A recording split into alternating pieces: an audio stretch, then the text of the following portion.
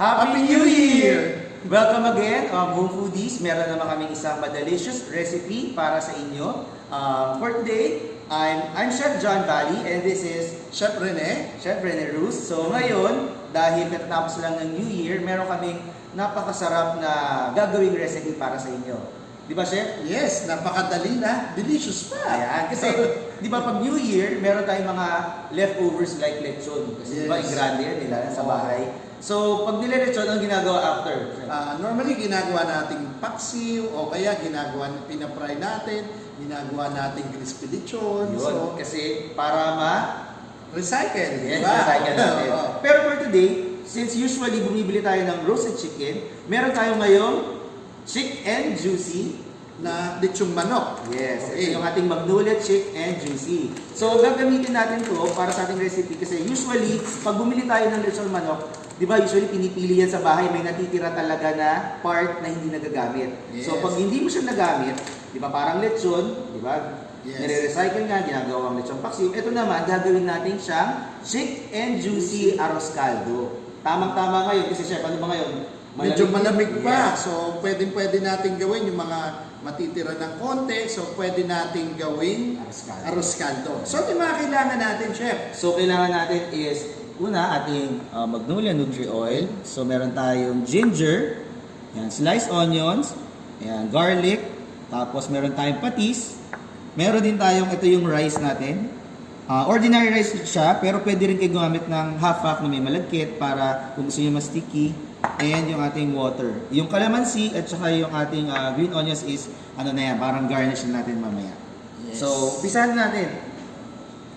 Ngayon, ang gagawin ko muna sa ginger is slice ko muna siya. Okay.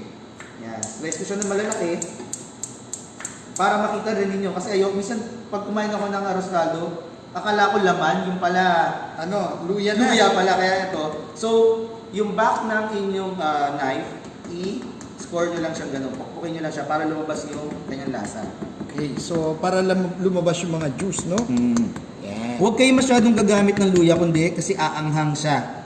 So, yung sakto lang. Ito is about 20 grams to. So, nasa recipe naman natin yan. So, lagyan na muna natin yung ating mantika. Yan. Chef, Okay. lagyan na natin yung ating Tapos, ginger. so ako na maglalagay. Sige, chef. Yan. Tapos, So, magigisa-gisa tayo. Tama ba, Chef? yes. So, papalabasin natin yung pinaka lasa ng ginger, ng onions, tsaka ng garlic, kaya tayo magigisa. Para mamaya, pag nilagay natin yung rice, kakapit siya dun sa mismong rice, para malasa na kagad siya. Okay, so habang ginigisa natin to, so hayaan muna natin. Lagyan na rin natin to. Lagyan natin ating sibuyas. Make sure na ang gagamitin yung pot is yung makapal yung ilalim. Kasi pag sa ganitong mga lugaw, arroz caldo, goto, madaling masunog yung ilalim eh. Kaya dapat makapal yung ilalim ng pot nyo, lalo na pag nagluluto ng ganito. Tsaka kailangan talagang malalim kasi marami siyang water o sabaw, ano? Kasi usually pag gumawa ka ganito, di ba kami tawag na tubong lugaw? Kasi Yes. konti lang nga yung rice mo pero napakaraming papakain. Ito is good for 7, depende sa mga kain na, 7 to 8 persons to. Yes. Itong gagawin natin na recipe na to. Yan. So, mabango na. So, dagdag na natin yung ating bawang. Bawang. Yan. Ating garlic. Okay. So, Maraming versions ng lugaw. Paano ba? May lugaw, may arroz caldo, may goto. yan. So ano ba ang difference nun, chef? Pag lugaw, plain. Plain, oo. Ito yung puti, no? Puti lang, parang congee sa Congee, Chinese. yes. Oh, so pag arroz caldo, normally, meron siya tinatawag na kasubha. Yun yung sa English yun yung saffron na mamali. Pero yung sa atin, kasuba, yun yung bulaklak. bulaklak, yun yung pinakamura naman yung sa atin. Yes, yung so, kasuba. and then, Kaya siya nagiging yellowish, di ba, chef? oo, then ang arroz caldo, normally chicken yung ginagamit. Yes, kaya tayo ganito. Pero yung sa atin, yan lalagyan ng subha.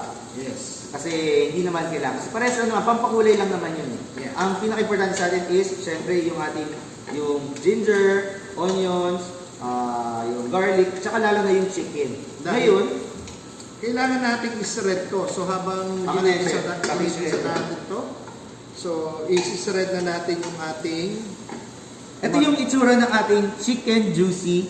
Ayan. So, pakita mo, chef, kung ano itsura. Yan yung ating MAGNOLIA Chick and Juicy. pagbuo. Okay. So pag may natira, So, kung meron kayong kunwari Leftover. matitirang leftover na leg ng chicken, so ang gagawin nyo lang is isisred nyo lang o hihimayin natin. So, hiwalay nyo lang yung balat. And then, pwede natin siyang isred. O himay-himayin. sige, Okay. pakita mo lang yan. So, lalagay ko sa isang lagayan. Okay. So, isisred nyo lang. Yan, ganyan lang Okay. mag-shred. So, pino lang. Okay, so like this. Okay, so ito na yung portion ng 1/4 chicken. Yan. Okay. So kunyari ito yung natira nyo, di ba? Kunyari sa bahay, hindi nyo naubos, pwede nyo itong i-shred tapos yun na. So chef, anong next? Itong rice. Yan. So, dagdag na natin yung ating rice. So, bakit natin na-add na yung rice? Kasi gusto natin kumapit yung pinaka-oil dun sa rice ng pinag-isa natin ginger, onion, tsaka garlic. So, kaya siya malasang-malasa. Yes. Okay. So, igigisa rin natin yung ating bigas.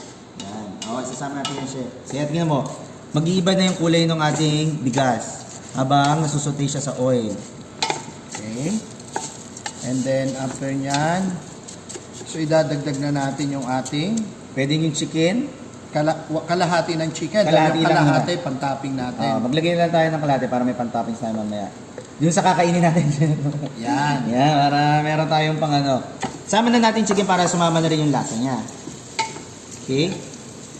So, wag masyado kasi baka man mandurog yung chicken. Okay. So, lagyan natin yung water, chef. Pakilagay na yung water natin. Yun. Yun ang gusto natin marinig. Kailangan mainit siya. So, make sure na ma-scrape nyo yung ilalim na walang dumikit.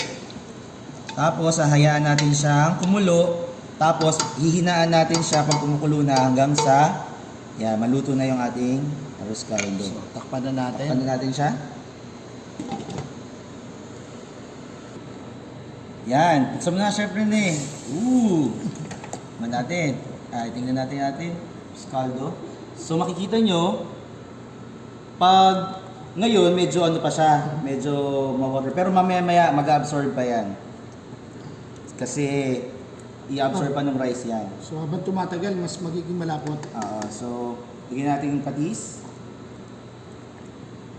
Yan. So, kung tingin nyo, kulang pa yung lasa, kayo na ang magdagdag nun, maglagay kayo ng konting patis or salt or tsaka pepper kung gusto nyo pang lagyan. Pero ano na yon sa inyo na, baga pag sa serving nyo na. Depende sa panlasa nila. Panlasa ng kakain. Yan. So, lagyan na natin yung ating Wow. sarap na ito. Sakto, chef. May pagkain tayo. Sarap. Parang may audience ba tayo? Parang may audience na gusto na rin So, mas maraming laman. Yan, nakikita niyo yung mga shred. Actually, meron tayo kanina, chef, na shredded na chicken. So, lalagyan natin siya.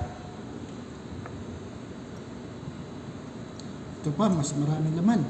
Sige, chef, lagyan mo na yan. Yan. So, tatap natin siya ng ating chicken pa. Tapos, yan. Tapos, meron tayong kalamansi. Para if ever na gusto nyo pa,